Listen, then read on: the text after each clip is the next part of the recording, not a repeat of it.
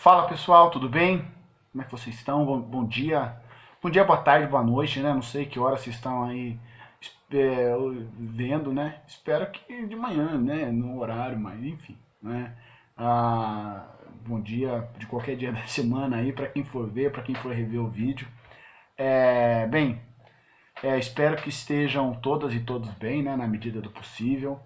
É, Nessa situação aqui de quarentena, né, de isolamento que a gente tá vivendo, negócio novo, né, meu? Levando assim, na medida do possível, né, pro lado bom, né, lá pra frente vai ser história pra contar, né? Até porque a gente precisa pensar na situação depois que tudo isso passar e sem dúvida vai, né? A, né, a preocupação, né, tamanha já, né, com o que vai acontecer após tudo isso, que interfere, né, que nos traz aqui, né, gente, até porque os prazos permanecem os mesmos, né, então a gente ainda tem vestibular, a gente vai ter uma série de situações ao longo do ano e não pode parar, né, meu, então a gente tem que continuar, vocês têm aí que dar continuidade no que estava sendo feito, muito bem feito, né, por sinal, e com a dedicação, com o empenho de vocês, não tenho a menor dúvida de que a distância, né, por mais dolorida que seja, principalmente para mim, né, gente, que apesar aí de, né, jovem, né, relativamente jovem, eu não tenho, eu prefiro ainda, sem dúvida nenhuma, o contato ali físico, né, e presencial em sala de aula. Então tô aí morrendo de saudades, mas logo logo que isso passa, né? Ah, e aí tô tanta saudade, tô assim que, né, gente, estou procurando estar aí bem trajado nessa aula aqui, né? Aí para quem ainda não viu os vídeos, né? Eu tô aqui em casa, tô gravando aqui do meu escritório, né? Aqui da minha baia, do meu espaço de trabalho, né? Em casa. E aí botei uma camisa aqui bacana, né? E tudo mais, né? E bem, espero que vocês achem que tá bacana, viu, gente? Essa foi a minha intenção, tá? Mas vamos tocar aqui, né? Com o módulo 6 da maravilhosa frente de história do Brasil, não é? Povoamento da faixa costeira à interiorização. A partir desse momento aqui a gente vai dedicar o nosso estudo, a nossa análise para além da ocupação do território, né, em sua faixa litorânea, né, que vai se concentrar no primeiro momento da ocupação do território, enfim, né, do início do processo de colonização.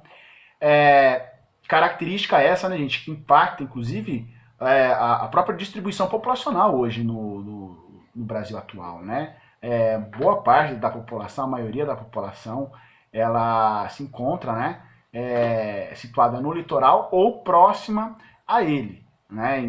Dos estados litorâneos que nós temos no Brasil, só o Piauí, Teresina, que tem a sua capital mais afastada do litoral. Os demais, ou, né, a capital está no litoral ou muito próxima a ele, né, de todos os estados litorâneos brasileiros. Então, de certa forma, né, mais uma vez a história impactando no presente, na realidade. Então, para que a gente possa entender, né, ter uma compreensão melhor, mais estrutural de como se dá, por exemplo, a dispersão populacional, né, a organização da população no Brasil, a gente precisa, né, ter esse olhar mais cuidadoso para o passado, principalmente no período colonial, certo? Gente, também para quem viu aí, tá vendo o vídeo pela primeira vez, importante, fundamental o feedback de vocês, certo?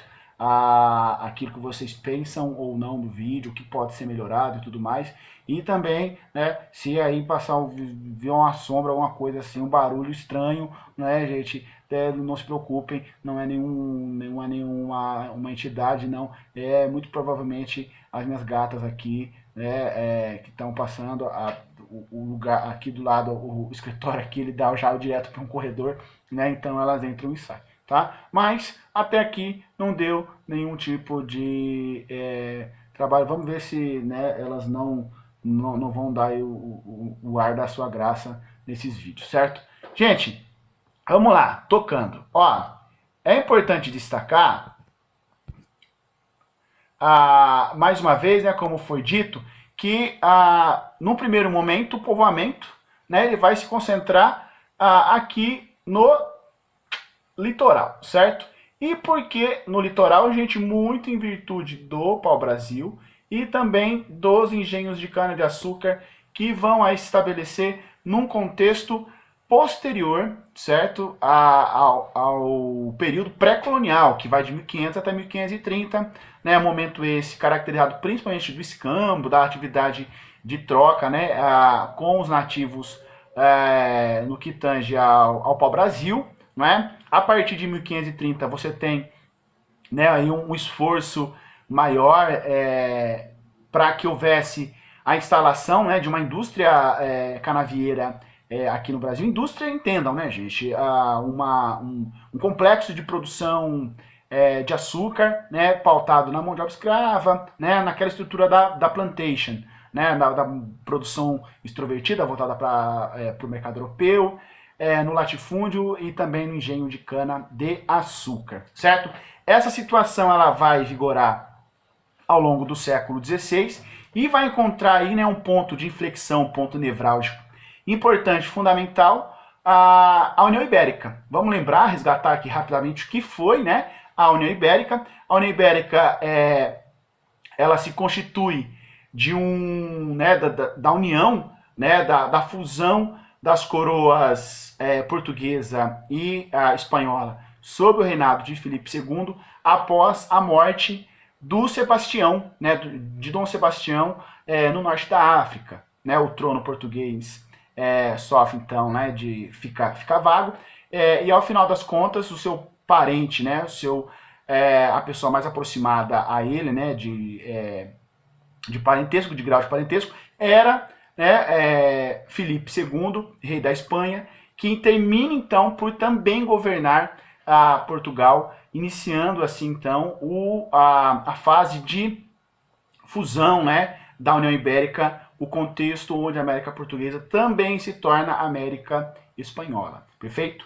Gente, de fundamental importância também nesse contexto aqui, que né, a ocupação do interior, né, o povoamento do interior da colônia se dá nesse momento da União Ibérica muito como uma forma de você se defender contra invasores e também buscar o que? Novas oportunidades comerciais, principalmente como reação, né, às invasões holandesas no Nordeste. Né? O Nordeste, ali no começo do século, na primeira metade do século XVII, não era mais português. Né? Principalmente a região produtora de açúcar, se torna holandês. Vamos lembrar, né, gente, que a colônia ela existia para ser explorada pela metrópole, correto? Então, se a principal região de exploração nesse contexto está nas mãos de outras pessoas, o que vai se fazer necessário, então? Buscar novas alternativas econômicas. Eu vou olhar para onde? Eu vou olhar para outras regiões, eu vou olhar para dentro da colônia, buscando justamente essas alternativas. Perfeito? E um elemento fundamental e importante nesse processo de ocupação, gente, vai ser justamente a pecuária. A pecuária que vai ser aí uma atividade fundamental tanto para a ocupação do sertão nordestino, como também da região sul, certo? No Nordeste é importante destacar que a pecuária ela vai servir de atividade subsidiária ao engenho. Então, é como se a pecuária ela fosse se desenvolvendo conforme a indústria açucareira também se expandia e se organizava no Nordeste. Perfeito? Importante, fundamental, essa atividade ela vai ocupar principalmente o sertão nordestino, né, as regiões de Caatinga, né, hoje aí, os atuais as regiões de sertão nos estados de Pernambuco, da Paraíba, do Ceará, do Rio Grande do Norte, né, serão ocupadas nesse contexto principalmente pela atividade pecuária de caprinos, né, que visava atender ao engenho, e também o Vale do Rio São Francisco, né, que também aí vai ter aí toda a sua extensão, parte dela, né, boa parte da sua extensão ocupada pela pecuária. É importante também lembrar, gente, que para criar o gado, você precisa de muita terra. Né? Certa vez eu vi um dado, né, dizendo que aproximadamente você precisa, para cada cabeça de gado criada hoje, né, você precisa de 1 hectare, né, são 10 mil metros quadrados, né, é muita terra, gente. Então, imagina só, você criando aí 100, 200 cabeças de gado, né, a quantidade, a extensão territorial que você vai contemplar. Né? Então, a pecuária ela vai ser de fundamental importância para você avançar a ocupação do litoral sentido interior. Perfeito?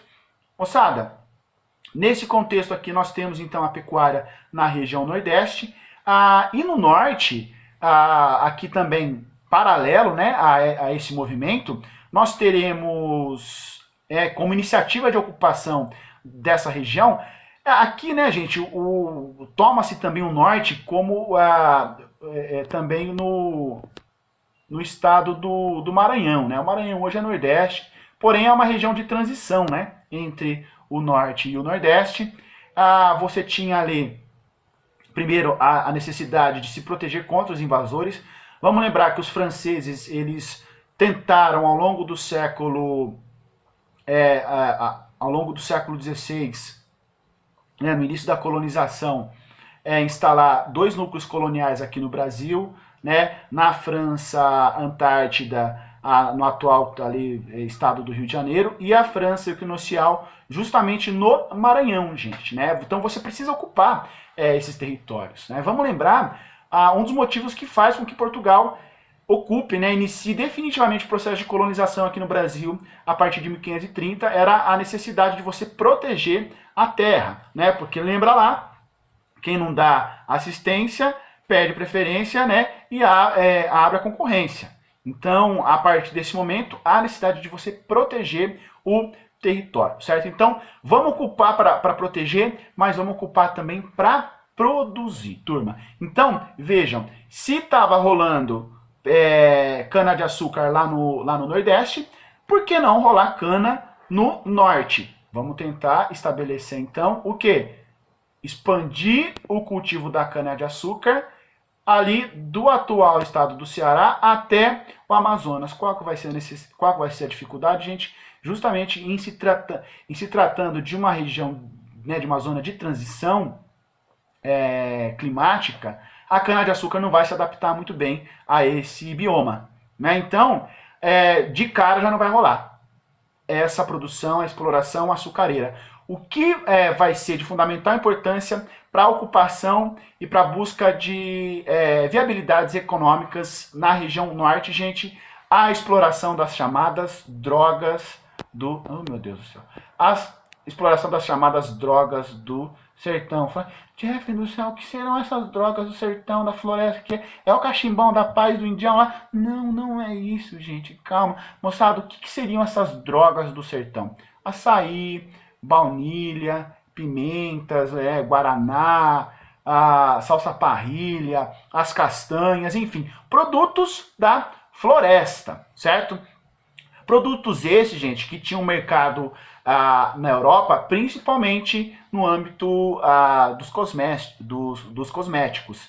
Então a exploração desses produtos, ele torna então, né, factível a ocupação da região norte, certo? Qual que vai ser a questão e a diferença no âmbito da exploração das drogas do sertão, gente? É que aí você vai precisar do quê? Do conhecimento autóctone, certo? Você vai precisar justamente do conhecimento do indígena, do nativo, do ribeirinho, enfim, daqueles que conheciam a região, né, que sabiam transitar pela floresta para poder fazer a extração dessas drogas, certo? Então, nesse momento, gente, de busca, não é, por novas alternativas econômicas, o olho grande vai ficar maior ainda e nós teremos um empenho pelo aprisionamento dos indígenas, gente. Mas vamos lembrar lá que também, desde ali do final do século XVI, a Igreja Católica decidiu que o indígena, ele tem alma, certo? Ele também é católico, certo? E sendo católico, ele também será um súdito do rei. Perfeito? Então, é aquela coisa, cristão não pode escravizar cristão, certo? Mas isso não quer dizer que não pode explorar o trabalho desse camarada de outra forma. Então, moçada, o que a gente vai começar a observar nesse momento aqui? Uma reação dos jesuítas, os responsáveis, não é mesmo?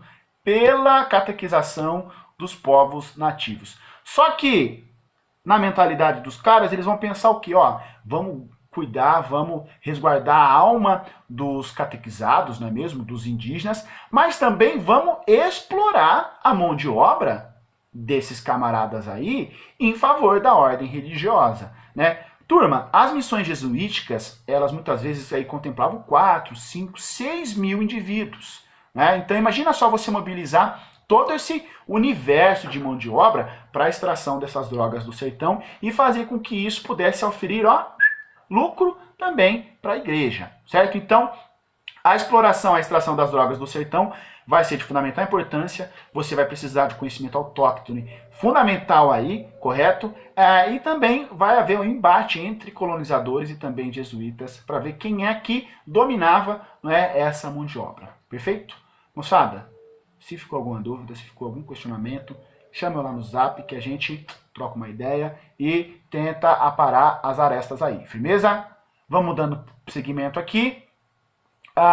No âmbito do Centro-Sul, né, moçada, aí das regiões que a gente pode contemplar, que a gente pode entender hoje como seriam aí, né, parte ali do Centro-Oeste, né, o Sudeste, e também, né, o Sudeste, a gente tem que, vamos lembrar lá, né, que as capitanias hereditárias que vão vicejar, né, que terão maior sucesso, vão ser justamente a capitania de Pernambuco e também de São Vicente, justamente em virtude, né, da exploração da cana-de-açúcar. Só que, como a cana ela vai se adaptar de forma mais, né, rápida ao Nordeste, e também a produção ali vai ser muito mais ampla e também favorável, justamente em virtude da proximidade do Nordeste com a Europa, mais próximo o Nordeste a Europa do que o Centro-Sul, evidentemente. O que a gente vai começar a observar então, né, turma? Com o avanço, com a expansão da produção açucareira no Nordeste. Um declínio da capitania de São Vicente, certo? A capitania de São Vicente, né, o litoral de São Paulo, que principalmente a região de São Vicente, de Santos, né, fica ali, né, numa região de baixada, cujo acesso se dá justamente pela Serra do Mar ou pelo Oceano Atlântico, correto? Então você tem uma faixa litorânea ali bastante estreita. Se você quiser avançar para o continente, você tem que superar justamente a Serra do Mar, certo? Então o que a gente começa a observar a partir desse momento, gente? Justamente isso. Em busca de novas alternativas econômicas, nós temos a subida da Serra do Mar, a fundação da cidade de São Paulo, lá em janeiro de 1554, ela vai se dar justamente nesse contexto aí, certo? Do avanço, né, da subida, da busca por novas alternativas e também por avançar, né, com o processo de colonização. E aqui, turma, é importantíssimo, é de fundamental importância a gente destacar as expedições que passam a ser feitas, então, né? Que são, de um lado, as bandeiras, certo? E outro, as entradas. Turma, primeiramente é importante destacar, né, que no território paulista você tem aí, né, uma profusão, uma quantidade de rios navegáveis considerável e que vai favorecer sobremaneira a atividade do bandeirantismo, certo? Então, você tem, por exemplo, o rio Tietê que corta, né, o estado de São Paulo, você vai ter o rio Paranapanema, você vai ter o rio Paraná, você vai ter o Rio Grande, que faz divisa com Minas, né, no norte do estado, você vai ter o rio Mogi Guaçu, você vai ter o rio Pardo, enfim, você vai ter uma série, né, de canais aí para poder fazer essa locomoção rumo ao interior, certo? Então, importante mais uma vez aqui o conhecimento autóctone, gente, né? Quem é que vai ter conhecimento, né, da navegação desses rios, né? Esse empreendimento ele vai ser né, responsabilidade de quem? Muito, ou melhor, ele vai derivar da onde? Desse conhecimento autóctone, né, dos povos nativos, certo?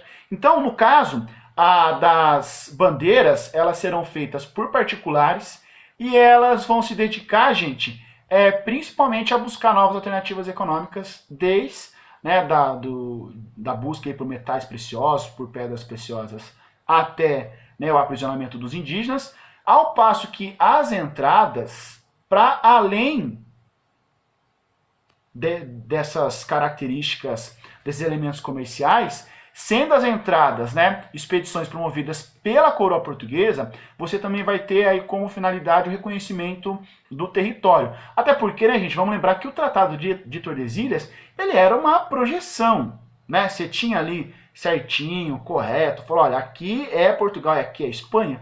Não, era uma projeção, era quase que uma abstração, né, gente? Então, para conhecer esse território era necessário avançar e as entradas vão ser justamente aí um dos elementos responsáveis por isso, certo? Então, de fundamental importância, turma, vai ser o movimento do bandeirismo ou do bandeirantismo, como vocês queiram nomear, certo?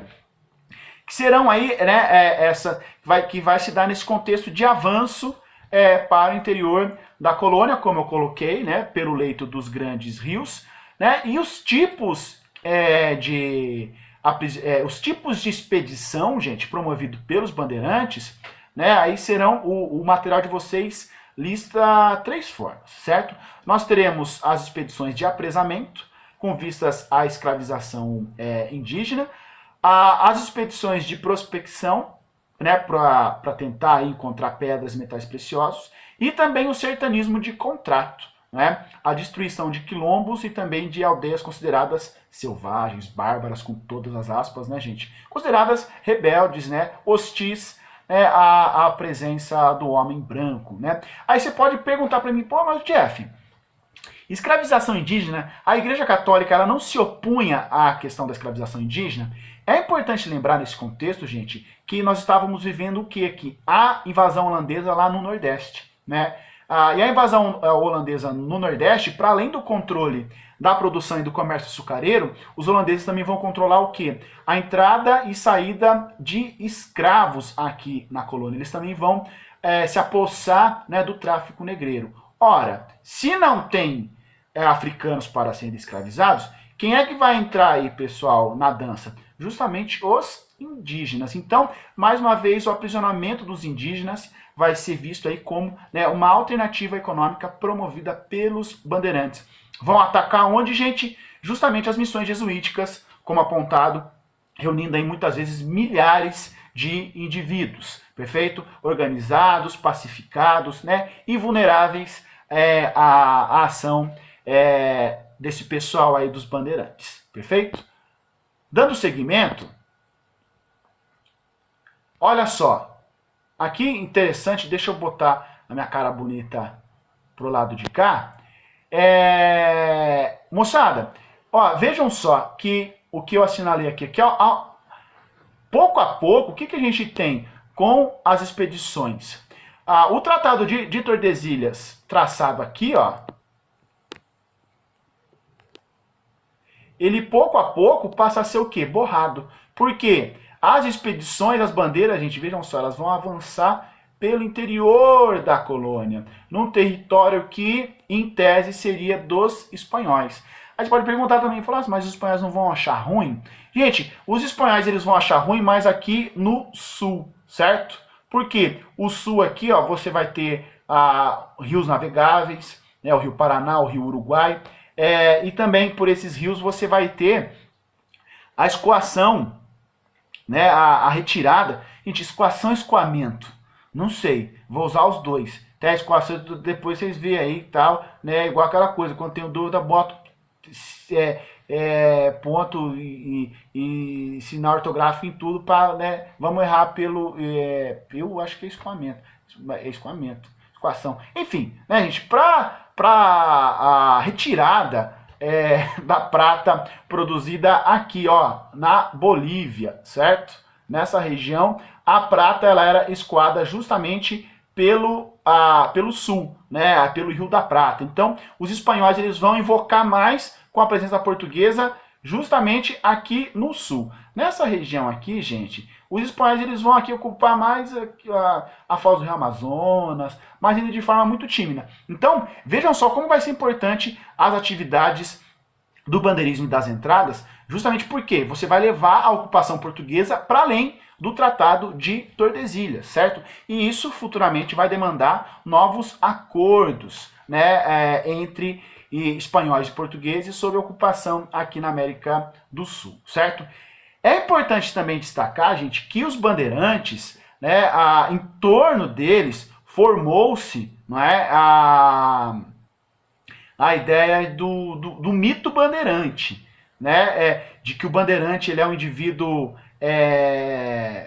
corajoso, destemido, inclusive já vi até isso, viu, gente? Empreendedor, né? Com todas as aspas aqui, é importante destacar, né? Se vocês aí deram uma pesquisada no Google, agora aqui no telefone eu desliguei internet, Wi-Fi, dados e tudo mais para não ficar recebendo notificação, para não atrapalhar visualmente a aula, mas se vocês colocarem aí bandeirantes e tudo mais, né, o que vocês vão encontrar? Um indivíduo bem trajado, brancão, assim, sabe? E vestido de bota e tudo mais. Gente, é importante destacar, que primeiro, o uso do sapato, né, pensando no mundo ocidental, ele vai se dar no contexto de indústria de massa, a partir do século XIX.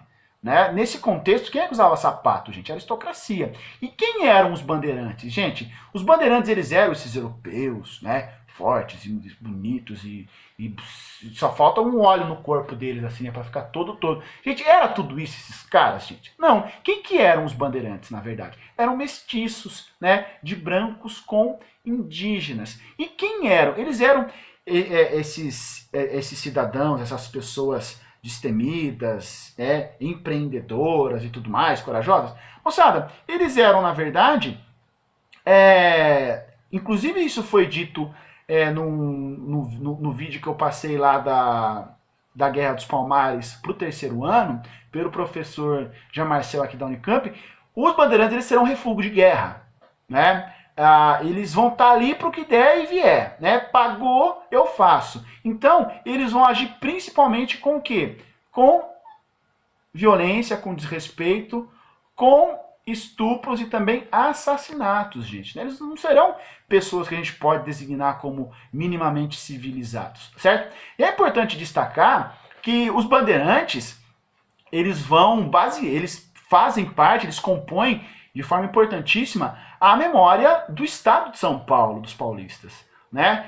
Na cidade de São Paulo você tem o quê? O Monumento às Bandeiras, você tem a estátua do Borba Gato, você tem a rodovia dos Bandeirantes, você tem a rodovia Anguera, você tem a rodovia Raposo Tavares, você tem a Fernão Dias, que liga a Minas Gerais.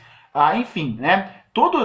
Quem eram esses indivíduos, né, moçada? O Raposo Tavares, o Fernão Dias. Eram bandeirantes. Né? Então, o mito bandeirante, aquela ideia de que do avanço, da vanguarda e tudo mais, ainda é presente aqui em São Paulo, principalmente para justificar essa ideia de que São Paulo é a locomotiva do país. Certo, gente? Pelo amor de Deus, eu falo sempre para vocês em sala de aula, se der algum problema aqui em São Paulo, gente, eu não tenho problema nenhum, eu vou para o Brasil, eu vou aí para o sul de Minas, né? Não tem, vou dar até graças a Deus. Então, veja só como a memória de um povo, né, ela é construída, na verdade, se valendo da experiência, né, e das realizações de quem, na verdade, foi assassino, foi estuprador, não é mesmo?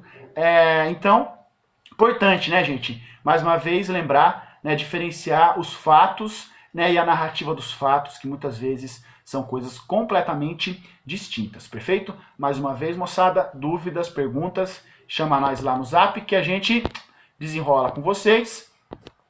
Turma, pra gente já ir finalizando, a região sul, ela também vai ser vai ter como um elemento de ocupação importante, fundamental, a pecuária, né, e também a atividade bandeirante. Os bandeirantes vão para o sul, gente, principalmente ali na região do Paraná, na foz, né, do do rio, que hoje, né, na divisa ali de São Paulo com o Paraná, no rio Paranapanema, mais adiante, já na divisa com o Paraguai e com a Argentina, porque nós temos ali entroncamentos de rios, e nesses entroncamentos nós tínhamos o quê?